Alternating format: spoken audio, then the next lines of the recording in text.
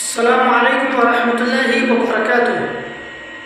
معزز و مکرم سامعین گرامی، آج میں آپ حضرات کے سامنے نماز کے اندر بسم اللہ کہاں پڑھ سکتے ہیں اور کہاں نہیں پڑھ سکتے ہیں اس کے تعلق سے بتانا چاہتا ہوں۔ آپ اس مسئلے کو باریکی سے سمجھیں اور اس پر عمل کرنے کی کوشش کریں۔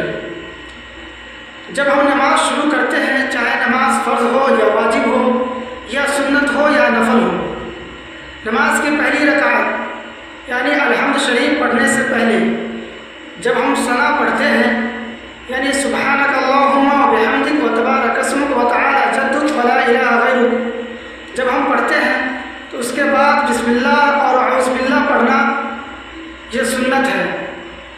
اسی طریقے سے جب ہم نماز کی دوسری اور تیسری رکعت ادا کرتے ہیں تو اس میں بھی الحمد شریف پڑھنے سے پہلے بسم اللہ پڑھنا سنت ہے۔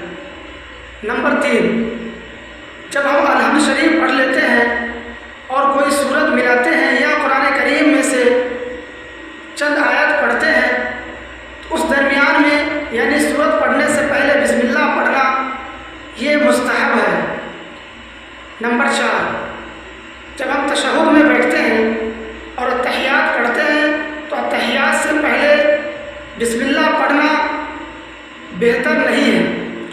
اگر کوئی شخص لفظ بسم اللہ پڑھ لیتا ہے تو کوئی حرج نہیں، لیکن اگر کوئی شخص بسم اللہ الرحمن الرحیم پڑھ لیتا ہے تو یہ پڑھنا مکروہ تنزیہی ہے۔ اور اسی طریقے سے جب ہم دعا قنوت پڑھتے ہیں، یعنی وتر کی نماز کے لیے جب ہم کھڑے ہوتے ہیں دعا قنوت پڑھتے ہیں، دعا قنوت سے پہلے بسم اللہ پڑھنا یہ بہتر نہیں ہے، بلکہ جائز ہے، پڑھ سکتے ہیں، لیکن بہتر یہ ہے کہ نہ پڑھیں۔ یہ چیزیں تھیں جہاں بسم اللہ پڑھ سکتے ہیں اور کہاں بسم اللہ نہیں پڑھ سکتے ہیں، ان کے تعلق سے میں نے آپ لوگوں کو بتانے کی کوشش کی ہے۔ اللہ تعالیٰ سے دعا ہے